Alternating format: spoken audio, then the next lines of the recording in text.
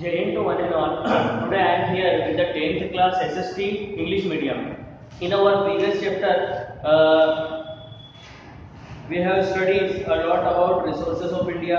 In that part, we have discussed a lot about minerals of India, its types, its distribution, its importance, and its conservation. We have also discussed about various kind of medicinal plant found in India. Now our today's topic is power resources. Resources of power or power resources, its type, distribution, usage and conservation. This is our today's topic. In that topic we are going to study coal, mineral, electricity, solar energy, wind energy, biomass energy and geothermal energy. So let's start. Man is an active being. He uses the power to perform each activity. In the ancient times, his activity was limited. Slowly, he started using the power resources like animal, wood, air, water with the development of civilization. देखें, अगर हम बात करें man की, तो man एक active human being means एक active being है. ह्यूमन बीइंग तो है ही सही, और ये एक्टिव बीइंग है. ये पावर का इस्तेमाल करता है अपनी एक्टिविटी को परफॉर्म करने के लिए. अगर हम बात करें एंशिएंट टाइम की, प्रिमिटिव मैन की, तो उस समय पावर इसके हाथ में नहीं थे, पावर लिमिटेड थे, तो इसका वर्क भी लिमिटेड था. लेकिन कहीं ना कहीं आज के जमाने में बहुत सारे रिसोर्सेज ऑफ पावर है. रिसोर्सेज ऑफ पावर का मतलब क्या? जिससे हमें पावर मिलता है, काम करने की क्षमता पैदा होती है. जैसे मैं अगर बात करूं कोल, मिनरल ऑयल, इलेक्ट्रिसिटी, ओके, या सोलर एनर्जी, ये सारी चीजें क्या है? ये रिसोर्सेज ऑफ पावर है. इनसे हमें पावर मिलता है. कहीं ना कहीं इन सारी चीजों से हम अपनी वेरियस एक्टिविटीज को परफॉर्म करते हैं और इसके अलावा अलग अलग टाइप की चीजों को रन करते हैं. इलेक्ट्रिसिटी से आपके डोमेस्टिक आप कितनी सारी चीजों को रन करते हैं. हमारी फैक्ट्रीज एंड इंडस्ट्रीज रन होती है. इसके अलावा अगर हम बात करें मिनरल ऑयल की, तो मिनरल ऑयल पेट्रोलियम है, केरोसिन है, या ये सब हमें मिनरल ऑयल से मिलता है, या डीजल वगैरह. कितनी सारी एक्टिविटीज परफॉर्म होती है, आप लोगों को मालूम है, आपके व्हीकल वगैरह इससे रन होते हैं. तो ये सारी चीजें. इसके अलावा अगर हम बात करें कोल की, तो कोल से भी वेरियस एक्टिविटीज होती है, फैक्ट्रीज वगैरह में बहुत ज्यादा ये यूज में आता है. तो ये सब क्या है? पावर रिसोर्सेज है. ओके, तो ये पावर रिसोर्सेज का हमारे देश के अंदर होना या हमारे देश की भूमि में, धरती में पाया जाना हमारी इकोनॉमिकल डेवलपमेंट के लिए बहुत ज्यादा जरूरी है. यदि ये हमारे यहाँ होंगे तो हमारी इकोनॉमिक डेवलपमेंट भी इतनी होगी, और यदि नहीं है तो कहीं ना कहीं हमारी इकोनॉमिक डेवलपमेंट रुक जाएगी या कहीं ना कहीं उसके ऊपर प्रभाव पड़ेगा. ओके, तो ये पावर रिसोर्सेज को पावर रिसोर्सेज क्यों कहते हैं आपको मालूम पड़ गया. पावर रिसोर्सेज को दो कैटेगरी में बांटा गया है. एक है एग्जॉस्टिबल रिसोर्सेज और एक है रिन्यूएबल रिसोर्सेज. आप लोगों को मालूम है एग्जॉस्टिबल रिसोर्सेज वो होता है कि एक बार यूज करने के बाद में खत्म हो जाता है. अगर हम इसमें कैटेगराइज करें तो ये जो तीन चीजें हैं ये सब एग्जॉस्टिबल रिसोर्सेज है. कोल भी अगर एक बार हम यूज कर लेंगे, ये सिंगल यूज मटेरियल है, ये खत्म हो जाएगा. मिनरल ऑयल की अगर हम बात करें, आपने गाड़ी में एक बार पेट्रोल डाल लिया, आपको रिन्यू नहीं होएगा, फिर से हमें दूसरी बार जाकर डालना होगा. इलेक्ट्रिसिटी भी कुछ इस तरीके से ही है, लेकिन इलेक्ट्रिसिटी में थोड़ा सा डिफरेंट है ये. इसमें अगर हम बात करें हाइड्रो इलेक्ट्रिसिटी की, तो हाइड्रो इलेक्ट्रिसिटी जो पानी से बनती है, तो पानी अपने आप को रिन्यू कर लेता है. लेकिन कहीं ना कहीं इलेक्ट्रिसिटी जो है वो आपके एग्जॉस्टिबल में आएगी. एक बार आपने जितनी इलेक्ट्रिसिटी, जितने यूनिट्स वगैरह यूज कर लिए, बाद में आपको यूज करना है तो उसका फिर से चार्ज देना होगा, तो ये भी एग्जॉस्टिबल है. और इसके अलावा थर्मल इलेक्ट्रिसिटी बनती है. अब हम बात करेंगे रिन्यूएबल की जो फिर से रिन्यू हो जाते हैं. जैसे सोलर एनर्जी कितना भी यूज करो कभी खत्म नहीं होगी. विंड एनर्जी कितना भी यूज करो, बायो मास एनर्जी और जियोथर्मल एनर्जी कितना भी यूज करो खत्म नहीं होगी. आगे हम बात कर लेते हैं.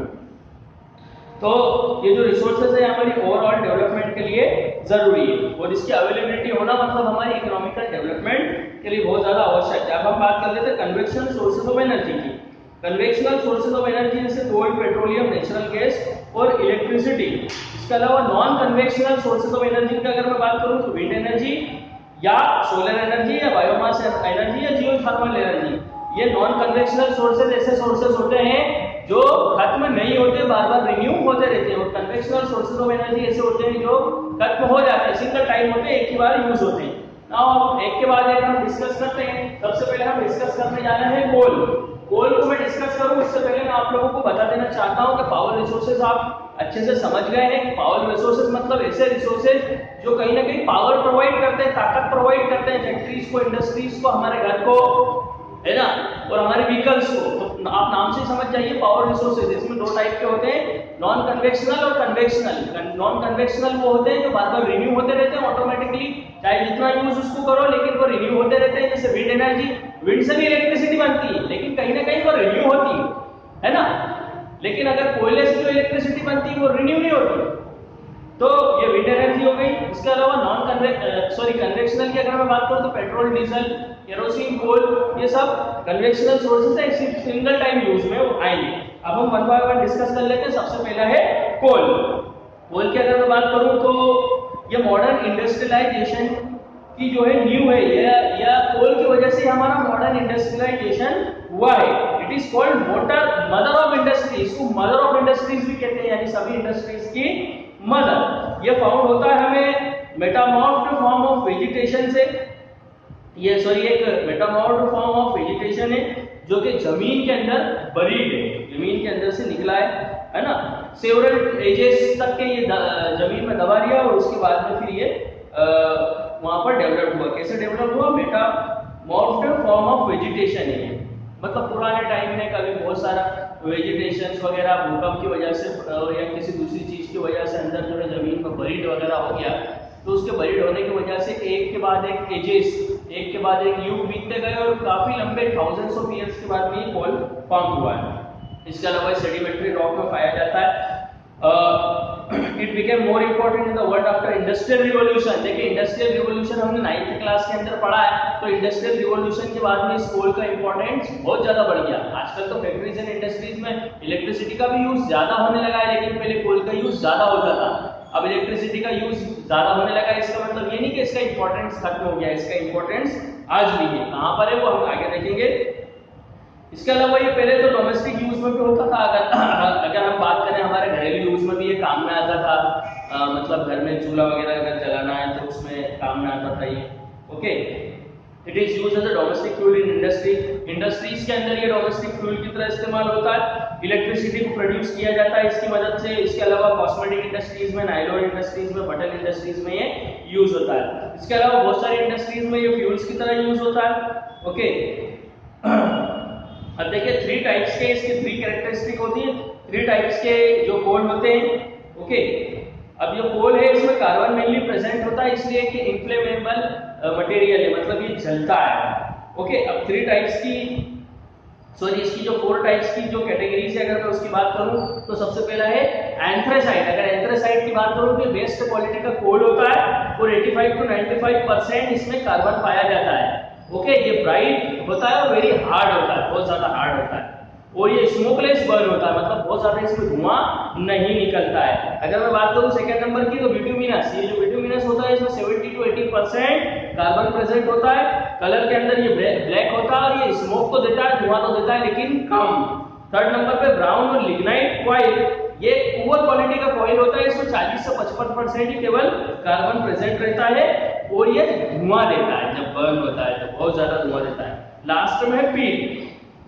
This is the primary form of coal. ये कोल का सबसे प्राइमरी फॉर्म है। प्राइमरी मतलब अभी स्टार्ट ही हुआ है कोल बनना। आप देखते हैं पेड़ों पे अगर फल लगे हुए रहते हैं और अगर वो छोटा रहता है, उसका प्राइमरी फॉर्म रहता है, अगर आप उसको यूज कर लेंगे तो उसमें आपको थोड़ा सेंस कम मिलेगा, मतलब जो उसकी क्वालिटी होना चाहिए वो कम मिलेगी, है ना, स्वाद भी कम आएगा। इससे ये कोल है, ये प्राइमरी फॉर्म ऑफ कोल है, अभी स्टार्ट हुआ है वो कोल बनना। इसमें 20% कार्बन प्रेजेंट रहता है, 80% ह्यूमिडिटी, नमी बहुत ज्यादा इसमें पाई जाती है और बहुत ये धुआं इसमें निकलता है अगर हम इसको जलाएंगे तो। अब coal producing and coal reserve in India. Bharat में कोल रिजर्व कहां पर है ये हम देख लेते हैं। तो भारत में अगर मैं कोल रिजर्व की बात करूं तो इंडिया का रैंक आता है 3rd नंबर पे कोल प्रोड्यूसिंग में या कोल डिपोजिशन में। तो देखिए चाइना के बाद में, यूनाइटेड स्टेट्स के बाद में तीसरा नंबर इंडिया का ही है। इंडिया के अंदर जो कोल का यूज है वो स्टार्ट हुआ 1774 के अंदर और India is producing 4.7% of total world coal. Bharat दुनिया का 4.7% ऑफ टोटल वर्ल्ड प्रोडक्शन करता है। Okay, coal contribute 67% of the commercial energy used in the country. जो 67% कमर्शियल एनर्जी यूज हो रही है कंट्री के अंदर, उसको कोल प्रोड्यूस करता है। 70% in the production of electricity, 70% इसका यूज किया जाता है इलेक्ट्रिसिटी बनाने के अंदर। इसके अलावा ये 7th नंबर पे आता है coal, 7th in the coal reserve in the world. अगर हम भारत की बात करें, भारत में कितना कोल रिजर्व है, तो ये 7th नंबर पे आता है हमारा भारत। अब देखें कहाँ पर ये रिजर्व पाया जाता है, तो कोल रिजर्व पाया जाता है झारखंड, उड़ीसा, छत्तीसगढ़ में। और टोटल एस्टिमेटेड कोल रिजर्व अगर हम बात करें हमारे भारत के अंदर, टोटल एस्टिमेटेड मतलब क्या, एक अनुमानित हम देख लें तो भैया 2,53,301 मिलियन टन इतना जो है कोल, एस्टिमेटेड कोल रिजर्व है हमारे इंडिया के अंदर। अब कोल प्रोड्यूसिंग अगर हम एरिया की बात करें तो ये कोल प्रोड्यूसिंग एरिया को 2 पार्ट्स में डिवाइड किया गया है। पहला पार्ट है गोंडवाना कोल रीजन। अगर गोंडवाना कोल रीजन की अगर मैं बात करूं तो यहाँ पर 96% कोल रिजर्व है। ओके, तो इसके अगर मैं बात करूं तो ये झारखंड, वेस्ट बंगाल, उड़ीसा, छत्तीसगढ़, मध्य प्रदेश, महाराष्ट्र और यहाँ पर ये पाया जाता है। गुड क्वालिटी और बिटुमिनस ऑयल यहाँ पर इस रीजन के अंदर पाया जाता है। दूसरा है टर्शरी कोल फील्ड। अगर टर्शरी कोल फील्ड की बात करूं तो 1% of the total production of coal in India is obtained here. केवल भारत का 1% कोल ही यहाँ पर मिलता है, बाकी 99% गोंडवाना कोल फील्ड में मिलता है। ओके, और 96% जो कोल फील्ड्स है हमारी,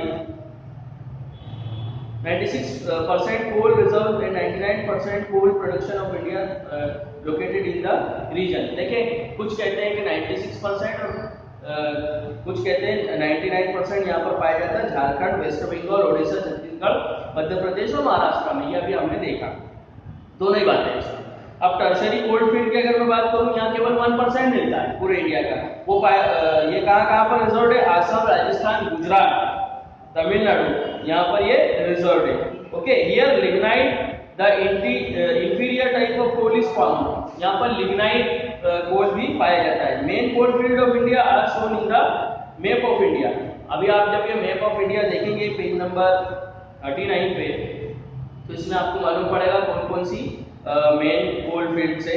कोल का इसमें आपको आइकॉन दिया हुआ है, यहाँ पर आप देखें। अब देखें मैं बार बार आपको इसका स्नैपशॉट्स वगैरह प्रोवाइड नहीं करूंगा, तो क्या आप बुक बाय नहीं करते हैं तो आप इसको बुक को बाय करें, पेज 39 पे आपको मिल जाएगा।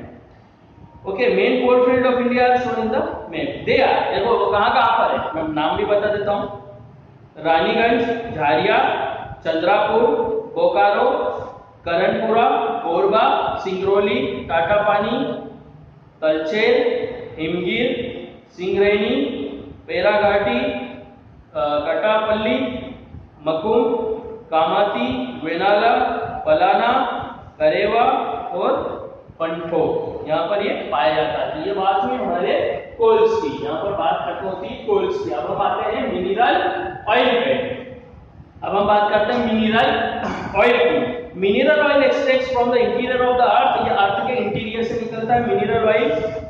As a saline mineral oil, एक सलाइन मिनरल ऑयल की तरह ये निकलता है। इसको हम कहते हैं पेट्रोलियम, और ये सलाइन वाटर में पाया जाता है। It is found with the saline water. Saline water के साथ ये पाया जाता है। सलाइन वाटर मतलब जो खारा पानी होता है। And gases in the interior of earth, और इसके अलावा यहाँ पर गैसेस भी पाई जाती है। जब पेट्रोलियम पाया जाता है तो वहाँ पर गैसेस भी पाई जाती है।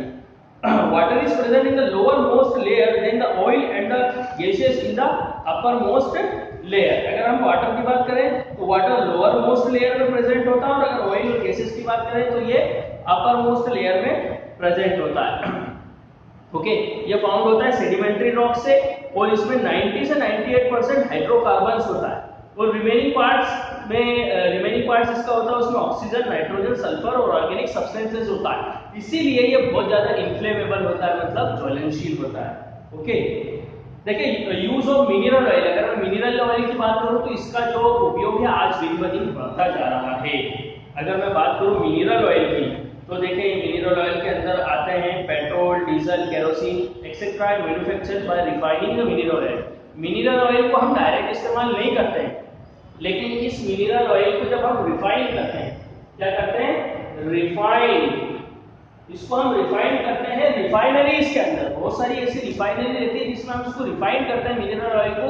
तो मिनरल ऑयल को अलग अलग टेम्परेचर पर रिफाइन करने के बाद हमें पेट्रोल मिलता है, डीजल मिलता है, केरोसिन मिलता है और नेचुरल गैस भी इससे मिलती है। तो इस तरीके से मिनरल ऑयल का जो यूज है आज के जमाने में बढ़ता जा रहा है। क्यों बढ़ता जा रहा है? बिकॉज हमारी जो व्हीकल्स है वो बढ़ती जा रही है, व्हीकल्स इससे रन होती है और इंडस्ट्रीज वगैरह भी इससे रन होती है। अब मिनरल ऑयल इंडिया में कहाँ कहाँ पर प्रोड्यूस होता है भैया? तो मिनरल ऑयल यहाँ पर एक्सप्लोर्ड हुआ इंडिया के अंदर 1890 के अंदर, ये असम के अंदर ड्रिल होना स्टार्ट हुआ 1899 के अंदर। इसके अलावा मिनरल ऑयल सेडिमेंट्री रॉक में पाया जाता है। और हमारे भारत में आज 3 main mineral oil producing areas हैं।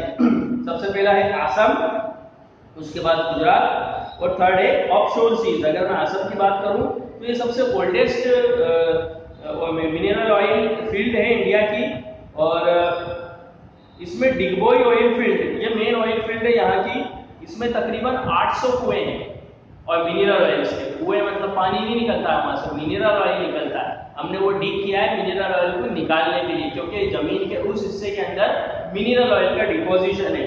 उसके अलावा मेन ऑयल प्रोड्यूसिंग एरिया की अगर मैं बात करूं तो सुरमा वैली, ये असम के अंदर है। इसके अलावा बदरपुर, मसीमपुर और पठारी, ये भी असम में है। फिर Naharkatiya oil field is located on the bank of Dihing river, डिहर रिवर के किनारे है ये Naharkatiya oil field. Hugrijan Moran oil field are located 40 kilometres और इससे 40 किलोमीटर की दूरी पे ये है हुगरीजन और Moran oil field. South west of the Naharkatiya से south west. Okay, natural oil is also produce here. इसमें ना सिर्फ मिनरल ऑयल निकलता बल्कि नेचुरल ऑयल भी यहाँ से सॉरी नेचुरल गैस भी यहाँ से निकलता है, वो भी यहाँ प्रोड्यूस होता है। About 50 lakh ton of mineral oil is produce in Assam every year. हर साल 50 lakh ton mineral oil Assam से निकलता है। अब हम बात कर लें गुजरात फील्ड की। अगर मैं गुजरात फील्ड की बात करूं तो यहाँ पर जो मैक्सिमम ऑयल है वो एक्सट्रैक्ट होता है अंकलेश्वर से। और इसके अलावा ये जो ऑयल फील्ड है ये गल्फ ऑफ कैम्बे के पास में है, इसको हम लुनेज भी कहते हैं। इसके अलावा कलोल ऑयल फील्ड है, ये अहमदाबाद के पास में है। इसके अलावा गुजरात में 50 लाख टन मिनरल ऑयल हर साल निकलता है। अब मैं बात करूं ऑफशोर्स एरियाज की। ऑफशोर्स एरिया की मतलब समुद्र से लगे हुए एरियाज की।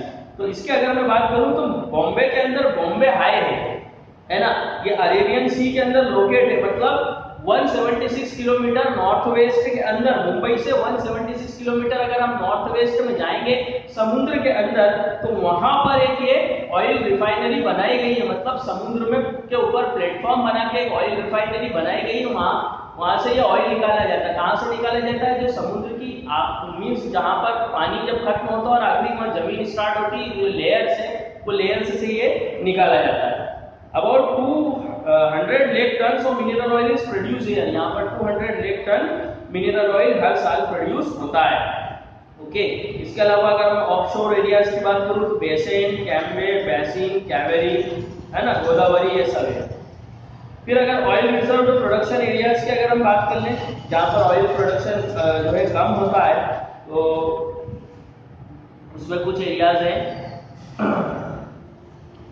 देखिए oil reserve and production. Oil production in India is very less than its requirement. Continuous progress in the country is seen after the independence, but only 30% of the total requirement is fulfilled by the domestic production.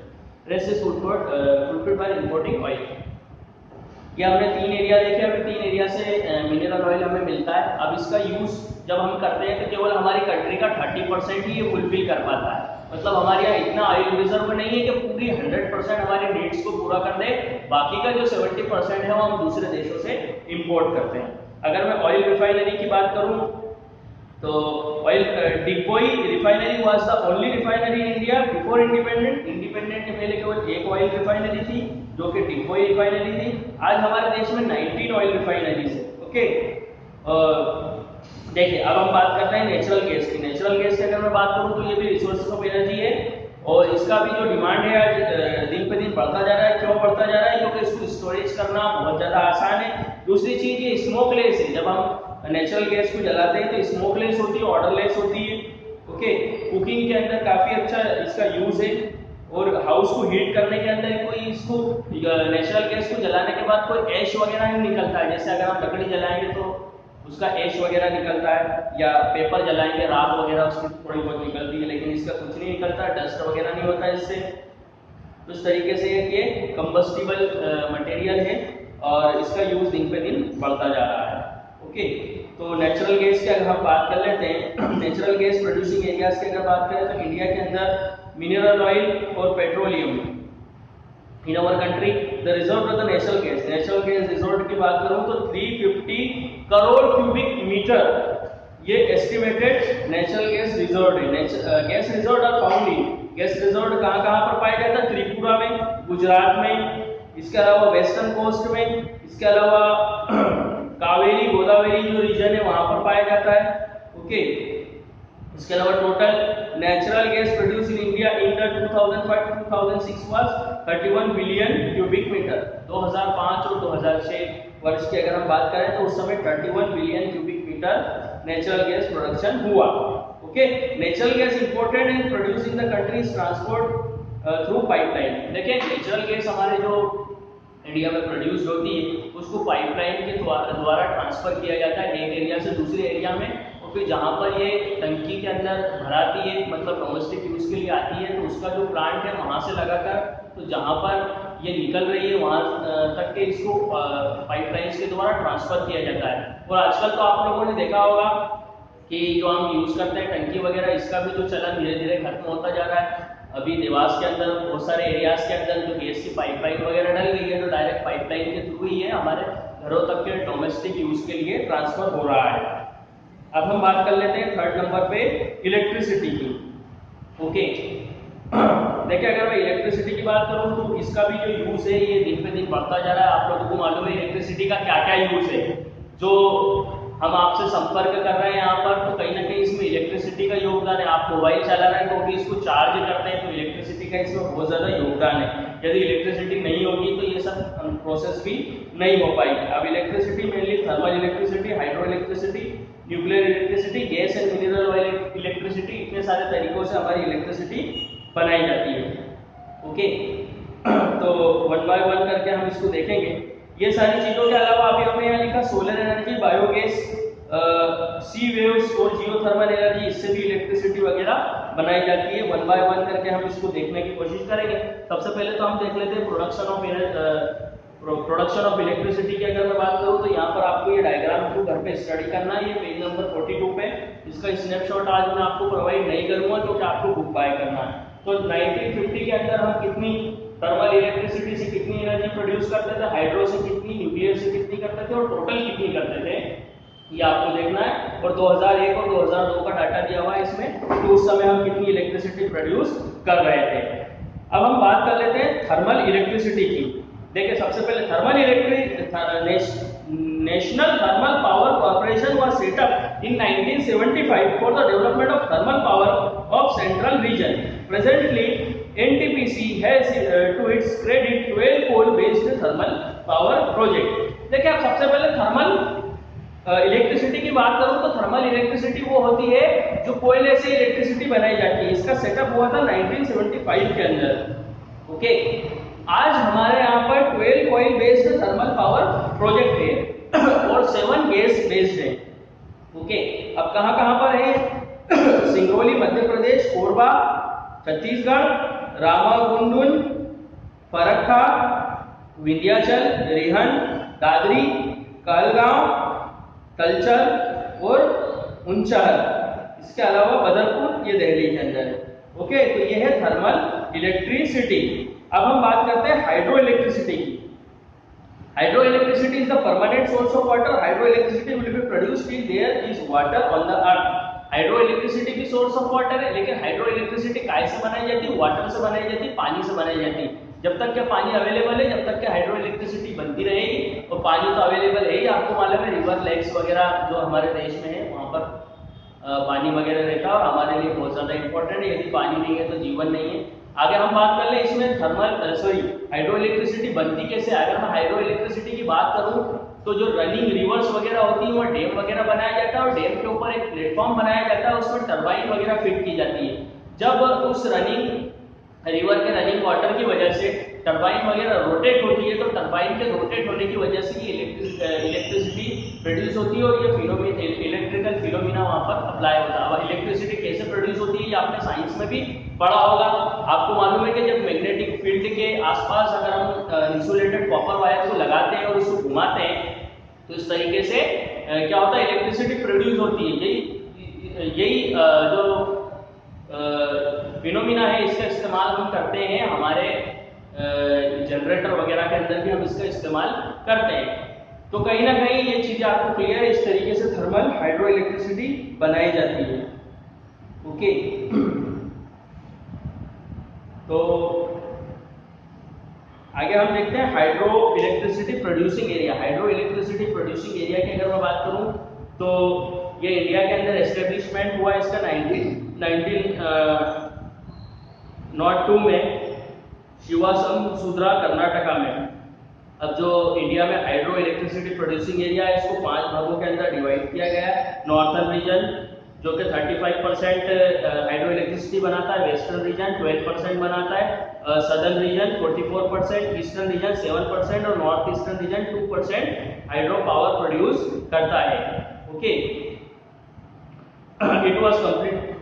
तो ये सारी चीजें हैं ये हमने देखा। अब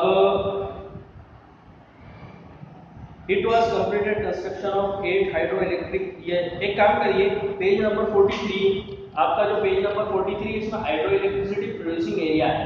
यहाँ पर इसको आपको इतना रीड करना है, यहाँ केवल नाम वगैरह लिखे हुए हैं कि कहाँ कहाँ पर ये हाइड्रो इलेक्ट्रिसिटी प्रोड्यूसिंग एरिया है और कहाँ कहाँ पर हम हाइड्रो इलेक्ट्रिसिटी प्रोजेक्ट हमने स्टैब्लिश किया है। देखिए, हाइड्रो इलेक्ट्रिसिटी प्रोजेक्ट वहीं पर स्टैब्लिश हो सकता है जहाँ पर पानी है, इसके अलावा ये स्टैब्लिश नहीं हो सकता। तो जहाँ पर रिवर्स है, डैम्स वगैरह बनाए जाते हैं, उसके बाद में हाइड्रो इलेक्ट्रिसिटी वहाँ पर प्रोड्यूस की जाती है। तो क्योंकि वीडियो बहुत ज़्यादा लंबी हो जाएगी इसलिए बस आज के लिए हम इसको यहीं पर कंक्लूड कर रहे हैं और आप लोगों को यहाँ तक पेज नंबर 43 तक means page number 37 to page number 43 आप लोगों को घर पे रीड करना है, अच्छे से इसको समझना है। केवल इसमें रिसोर्सेज और पावर के बारे में दिया हुआ है, तो पावर के जो रिसोर्सेज होते हैं वो क्या क्या होते हैं। इसमें हमने कोल, मिनरल ऑयल और इलेक्ट्रिसिटी अभी हमारा चल रहा है, अभी कंटिन्यू है। नेक्स्ट कल के टॉपिक में भी हम इलेक्ट्रिसिटी के बारे में देखेंगे, उसमें न्यूक्लियर इलेक्ट्रिसिटी वगैरह और नॉन कन्वेंशनल वगैरह बचा हुआ है। तो आज के लिए बस इतना ही, मैं आपको यहाँ पर छोड़ के जा रहा हूँ 2 मिनट के लिए, 2-3 मिनट के लिए आप इसको देख लीजिए। तो जय हिंद, जय भारत।